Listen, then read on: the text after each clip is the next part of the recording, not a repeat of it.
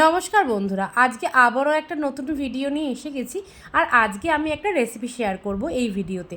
আজকে কি শেয়ার করতে চলেছি বলো তো? আজকে শেয়ার করব হচ্ছে এগ ডেভিল বা ডিমের ডেভিল, যেটা আমরা সাধারণত বিয়ে বাড়িতে বা সন্ধেবেলা টিফিনে পাড়ার দোকানে দোকানে পেয়ে যাই, যে ডিমের ডেভিল বা এগ ডেভিল যেটাই বলো, ডিমের চপ, অনেক কিছুই নাম আছে এর। তাই আজকে সেই এগ ডেভিলই বানাবো।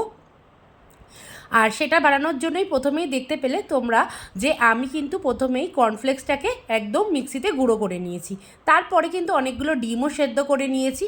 ডিম সেদ্ধ করার পরে কিন্তু একটা ভাজা মশলা করে নিচ্ছি, যেটা হচ্ছে কিন্তু গোটা জিরে আর দুটো শুকনো লঙ্কা ভালো করে কড়াইতে দিয়ে নেড়ে নিয়ে এবারে কিন্তু একটু গন্ধ বেরোলে এটা মিক্সিতে গুঁড়ো করে মশলাটা করে নেব। এরপরেই কিন্তু কড়াইতে দিয়ে দিলাম কিছুটা পরিমাণ সর্ষের তেল। সর্ষের তেলটা কিন্তু ভালো করে গরম করতে হবে, যাতে কিন্তু কাঁচা তেলের যাতে গন্ধ না বেরোয়। তেলটা ভালো করে গরম হয়ে গেলে এরপরে কিন্তু আমি দিয়ে দেবো হচ্ছে কুচনো পেঁয়াজ। কিছু পরিমাণটা তোমরা বুঝেই দিও। আমি কিন্তু এখানে দুটো মিডিয়াম সাইজের পেঁয়াজ দিয়েছি, যেহেতু আলুর পুরটা বানাবো তাতে কিন্তু পেঁয়াজটা একটু বেশি লাগবে। আর তেলটাও তোমরাও তোমাদের পরিমাণ মতো বুঝে দিও, যতগুলো ডিমের চপ বানাবে সেই অনুযায়ী। আর দেখো এখানে আমি দিয়ে দিয়েছি, আর ভালো করে কিন্তু লাল লাল করে ভাজা ভাজা করে নেব। আর হচ্ছে এরপরেই কিন্তু আস্তে আস্তে পেঁয়াজটা ভাজা হয়ে গেলে আমি অন্যান্য মশলাগুলো দিয়ে দেবো। পেঁয়াজ ভাজার সাথে সাথেই কিন্তু এর মধ্যে দিয়ে দিতে হবে হচ্ছে আদা রসুন বাটা আর লঙ্কার পেস্ট। লঙ্কা যদি তোমরা বেটে না দাও তাহলে কিন্তু কাঁচা লঙ্কাও দিতে পারো, মানে কুচানো লঙ্কা। যেহেতু মানে ওখানে দুটো শুকনো লঙ্কা দিয়েছি সেই জন্য একটু ঝাল হবে, সেই জন্য কিন্তু এখানে আমি একটা কাঁচা লঙ্কা কুচনো দিয়ে দিচ্ছি। এই যে কাঁচা লঙ্কাটা কুচিয়ে নিয়েছি লাল রঙের, তার জন্য কিন্তু ভালোই ঝাল হবে। যদি বাচ্চারা খায় তাহলে কিন্তু শুকনো লঙ্কাটা না দিয়ে প্লেন কাঁচা লঙ্কা দিতে পারো। আর এবারে কিন্তু এর মধ্যেই আমি আদা রসুন বাটাটাও দিয়ে দিয়েছি। আদা রসুন বাটা দিয়ে দেওয়ার পরে একটু ভালো করে কাঁচা গন্ধটা চলে গেলে আদা রসুনের, এরপরে একে একে মশলাগুলো আমি দিয়ে দিচ্ছি। এর মধ্যে প্রথমেই দিলাম হচ্ছে হলুদ গুঁড়ো, এরপরেই আমি দিয়ে দেবো হচ্ছে জিরের গুঁড়ো। জিরের গুঁড়োটা দেওয়ার পরেই কিন্তু এবার দিয়ে দিলাম ধনে গুঁড়ো। ধনের গুঁড়োটা বেশ কিছুটা পরিমাণ দেওয়ার পরে কিন্তু ভালো করে মশলাটাকে এবারে নাড়িয়ে নিতে হবে। মশলাটা দিয়ে যেহেতু একটুখানি মানে তেল অনেকটাই বেরিয়ে গেছে, সেই জন্য কিন্তু এরপরে আস্তে আস্তে কিন্তু আপনাদেরকে মানে আলু সেদ্ধটা কিন্তু দিয়ে দিতে হবে। আলু সেদ্ধটা কিন্তু আমি ভালো করে ম্যাশড করেই রেখেছি। এবারে কিন্তু আলু সেদ্ধটা মিশিয়ে দেবো। আলু সেদ্ধটা কিন্তু এবারে আমি মশলাটার মধ্যে দিয়ে দেবো, দিয়ে কিন্তু ভালো করে মিশিয়ে নিতে হবে। আলু সেদ্ধটা কিন্তু ভালো করে ম্যাশড করে নিও, তাহলে কিন্তু কড়াইতে মেশাতে মশলার সাথে সুবিধা হবে। আলু সেদ্ধটাকে এবারে ভালো করে নেড়ে এরপরে কিন্তু আমি যে ভাজা মশলাটা বানিয়েছিলাম সেইটা দিয়ে দেবো। প্রথমে আগে এই মশলাটা দিয়ে আলুটা ভালো করে মাখিয়ে নিলাম, নালে কিন্তু আলুর মধ্যে কিন্তু পুরটা ঢুকবে না। সেই জন্য কিন্তু তোমাদেরকে ভালো করে কিন্তু আলুটার মধ্যে মশলাটা যাতে মিশে যায় সেটা কিন্তু দেখতে হবে। আর ভালোভাবে কিন্তু একটু খুন্তি দিয়ে নাড়িয়ে নাড়িয়ে দিলেই কিন্তু মশলা পুরোটাই কিন্তু আলুর মধ্যে ঢুকে যাবে। আর তোমরা কিন্তু একটুখানি নুনটা চেক করে নেবে, যেরকম খাও স্বাদ মতো। আর নুনও কিন্তু আমি দিয়ে দিয়েছি। এরপরেই কিন্তু আমি দিয়ে দিলাম হচ্ছে এই যে ভাজা মশলাটা বানিয়ে রেখেছিলাম, এটা আমি কিছুটা দিয়ে দিলাম। পুরোটা দিয়ে নিই, আরেকটু রেখেছি, যেহেতু ডিম সেদ্ধর ওপর ওটা একটু ছড়াতে হবে।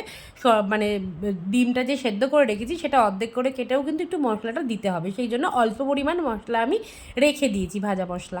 আর এবারে কিন্তু আমি ভালো করে নাড়িয়ে এবারে কিন্তু আমি এটা নামিয়ে নেব।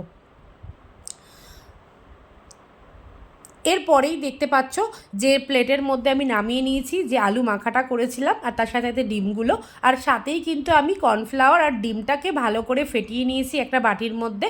আর এরপরেই কিন্তু আস্তে আস্তে কিন্তু চপগুলোকে এবার গড়ে নেব, ডেভিলগুলোকে। আর দেখতেই পাচ্ছ অর্ধেক ডিমের ওপরেই কিন্তু হালকা করে নুন আর এই ভাজা মশলাটা আমি মানে একটু ছড়িয়ে দিয়েছি। এরপরে কিন্তু ডিমের এপিট ওপিটে ভালো করে আলুর পুর দিয়ে তোমরা গোল গোল বলের মতো করে শেপ দিয়ে নেবে। তারপরেই কিন্তু যেই কর্নফ্লেক্সের যে আমি মানে পাউডারটা বানিয়েছি তার মধ্যে কিন্তু ওটাকে যখন তুমি আস্তে আস্তে শেপ দেবে তখন কিন্তু সুন্দর যে বিয়েবাড়িতে যেরকম ডেভিল খাও ওরকম কিন্তু ডেভিলের মানে এগ ডেভিলের শেপ চলে আসবে। তার জন্য কিন্তু কোনো অসুবিধা নেই। এই যে মশলাটা দেখতে পাচ্ছ পুরো আলুর পুরটাই কিন্তু পুরো মশলা মিশে গেছে। ভালো করে নাড়িয়ে নাড়িয়ে কিন্তু মশলা, আমি কিন্তু অনেকগুলো ডিমের টেবিল এবার বানিয়ে নিয়েছি। এবারে কিন্তু কোটিং করার পালা।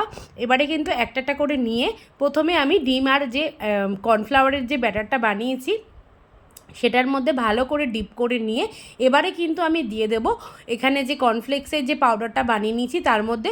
তোমরা চাইলে কিন্তু ব্রেড ক্রাম্বসও দিতে পারো, আমার কাছে ছিল না সেই জন্য কর্নফ্লেক্স ছিল বলে আমি কর্নফ্লেক্স দিয়েও করেছি।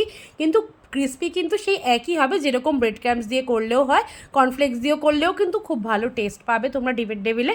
আর এইভাবেই কিন্তু একে একে কিন্তু বানিয়ে নিতে হবে, মানে এই ডিমের মিশ্রণটায় কোটিং করে তারপরে একবার করে তোমরা এই কর্নফ্লেক্সে বা ব্রেড ক্রাম্বসে কোটিং করে নেবে, তারপরে কিন্তু আস্তে করে গরম তেলে ছেড়ে দিতে হবে।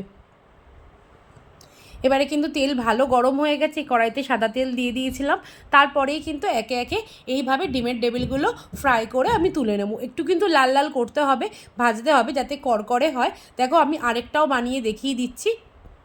এইভাবেই কিন্তু প্রত্যেকটা বানিয়ে নিতে হবে, ভালো করে ডিমের ব্যাটারে মানে কোটিং করে নিয়ে তারপরে কর্নফ্লেক্সের মানে গুঁড়োটা ভালো করে লাগিয়ে নিতে হবে, তাহলে কিন্তু খুব ভালো ক্রিস্পি হবে। আর তোমরা যে হাত দিয়ে যে শেপ দেবে না, ওখানেই কিন্তু সুন্দর শেপ চলে আসবে। তোমরা একটু চাপ দেবে, যেহেতু আলু তো নরম রয়েছে, খুব সুন্দরভাবে কিন্তু শেপ চলে আসবে। কিন্তু হ্যাঁ, বেশি প্রেস করা যাবে না, তাহলে কিন্তু ডিমের টেবিলগুলো ভেঙে যাওয়ার সম্ভাবনা থাকবে। আর দেখো একে একে কিন্তু এবার আমি বানিয়ে নিচ্ছি, আর অনেকগুলো কিন্তু আমি টেবিলের শেপও বানিয়ে দিয়ে মানে করে নিয়েছি। এরপরেই কিন্তু লাল লাল করে একে একে ভেজে নিচ্ছি। দুটো অলরেডি ভাজা হয়ে গেছে, আমি নামিয়ে নিয়েছি। আর দুটো আমি আরও ভাজতে দিয়েছি, অল্প অল্প করে ভাজবে, একসাথে কিন্তু বেশি ভাজবে না। এইভাবেই কিন্তু লাল লাল করে ভেজে নিতে হবে। দেখো একদম কিন্তু ডিমের টেবিল আমার রেডি হয়ে গেছে। আমি এই প্লেটে 4টে সার্ভ করেছি, তার সাথে কিন্তু শশা কুচি আর পেঁয়াজ কুচি, তার সাথে কিন্তু কাসুন্দি মাস্ট, যেরকম আমাদের বিয়েবাড়িতে বা দোকানে দেয় এগ টেবিলের সাথে শশার সাথে, যেরকম কাসুন্দি দিয়ে এগ টেবিলের রেসিপিটা তোমাদের কেমন লাগলো একদম জানাতে ভুলবে না। যদি ভালো লাগে আমার চ্যানেলটাকে সাবস্ক্রাইব করবে, আর একটা লাইক করে দিও আর শেয়ার করে দিও। টাটা।